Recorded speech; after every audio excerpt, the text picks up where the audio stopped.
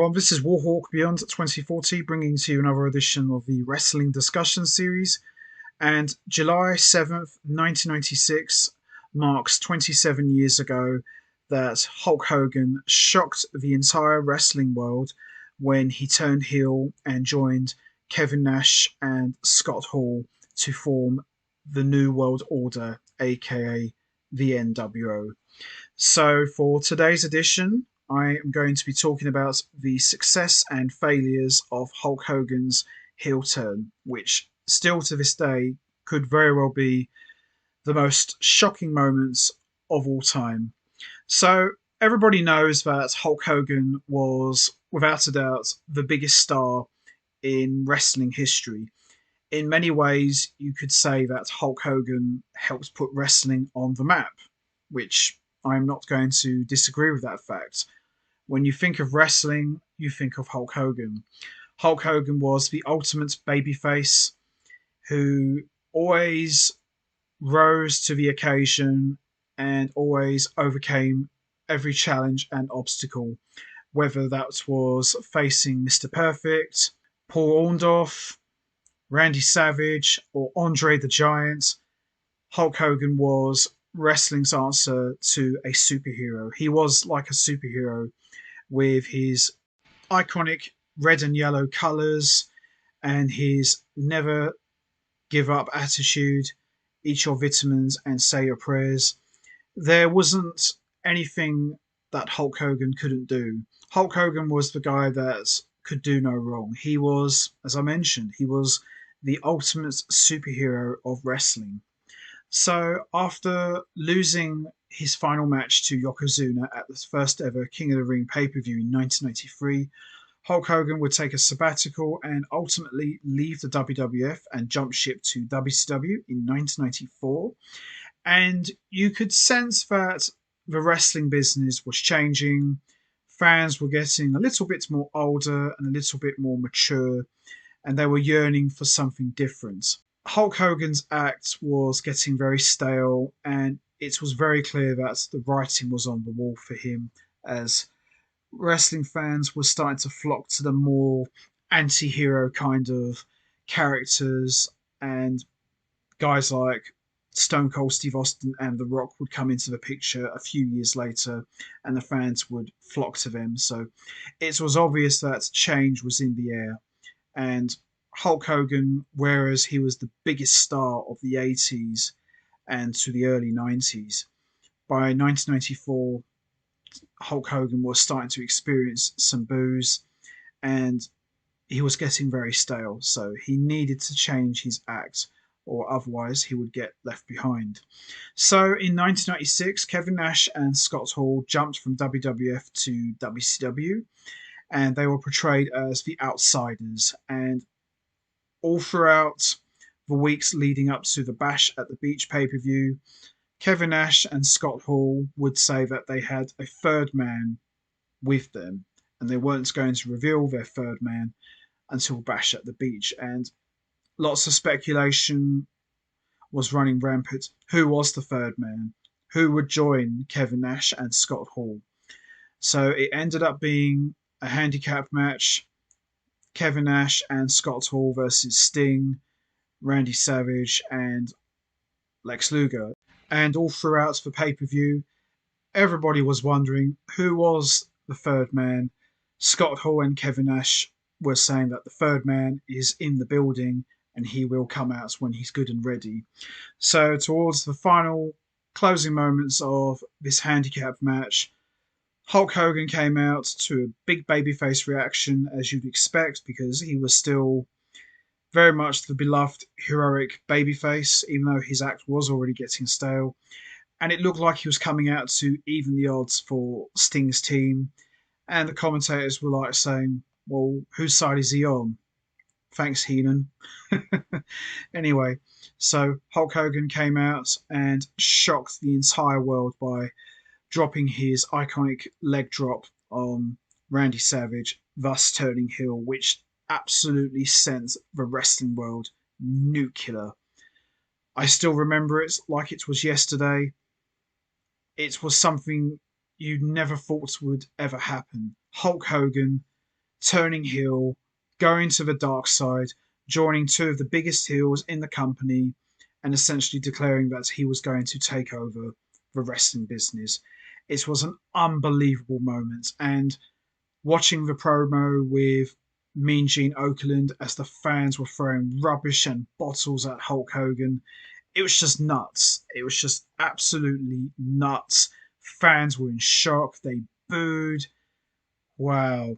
You don't get moments like that in wrestling anymore. You still do get shocking moments occasionally, but back then, holy cow, the heat that came out of this heel turn was just off the charts. And Hulk Hogan's promo about the fans turning on him, telling them to stick it, fantastic stuff. You couldn't have written it any better. And Hulk Hogan would ditch the iconic red and yellow colours and start wearing the black and white, and he would go on to call himself Hollywood Hulk Hogan. And the rest is history. Now, Hulk Hogan turning heel, for me, was the greatest move in his entire career. And Eric Bischoff was the guy who convinced him to pull the trigger because I read stuff that Hogan wasn't very comfortable about turning heel, but Bischoff talked him round to it, and it really was a real breath of fresh air for Hulk Hogan. I was never a fan of Hogan. I have a lot of respect for him and for what he's done for wrestling.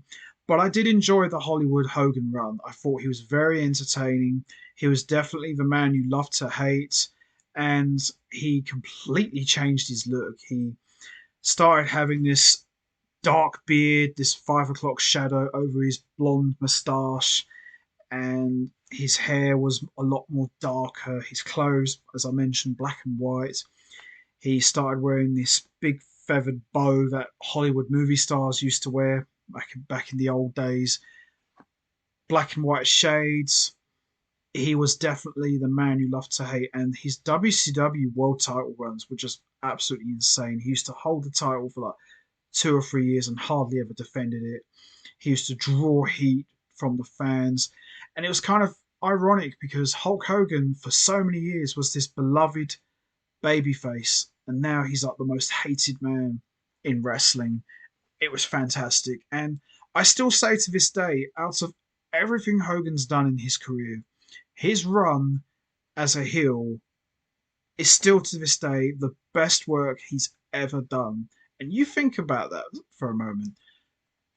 Everything he's done, 9 straight WrestleMania main events, which is still mad.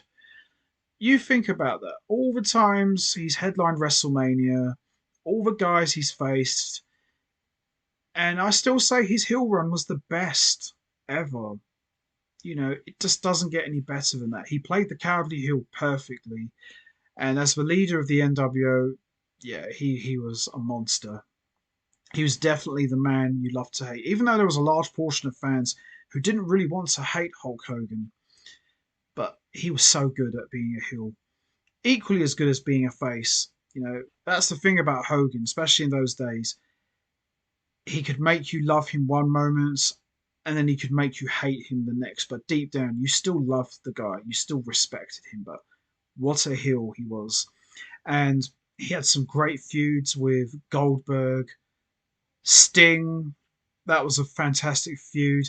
The match itself was kind of a letdown at Starcade 97, but boy oh boy, the ultimate hero, Sting, the silent figure with the baseball bat and the leather trench coat, wearing the black and white face paint, looking like Brandon Lee's Crow, versus the ultimate heel, Hollywood Hulk Hogan, for the WCW World Title. To me, that was wrestling at its peak as far as WCW and the Monday Night Wars were concerned. And it's interesting because Hulk Hogan was a big part of that boom period in the mid 1990s, and he helped WCW beat WWF in the ratings. He was a big part of that with the NWO. So you cannot deny Hogan's contributions to wrestling and what he did as a heel. So in terms of success and failures, Hulk Hogan as a heel, an absolute complete success. Can't argue with that. Yeah, towards the end, maybe it started to get a bit stale, but I blame more of that on the direction of the company than Hogan. Hogan didn't help matters, though, with his politicking games, but a complete success. There's no doubt about it. Hulk Hogan as a heel was a complete 100% success. No failures. And then when he went back to the WWF in 2002, when he was brought in with Hall and Nash as part of the NWO, again, still a complete success, but I think by that point, Hollywood Hulk Hogan heel run was pretty much done, really. He'd pretty much done it all, and it was time for him to go back to being a face. But in terms of the success that it generated from his heel run, you cannot ignore that. But wow, what a time to be a wrestling fan. Such a shame we didn't get that with John Cena. I would have liked to have seen how that would have worked, but we'll never know, really. It's one of those great unanswered questions in wrestling history. But Hulk Hogan as a heel, a complete success. I loved it. And that promo after he turned ranks up there as one of the best ever. And that's saying a lot. So that's going to be it from me. I am going to wrap this up now. What was your thoughts on Hulk Hogan's heel turn? What was your reaction to it? Was you shocked? How did you feel about that at the time?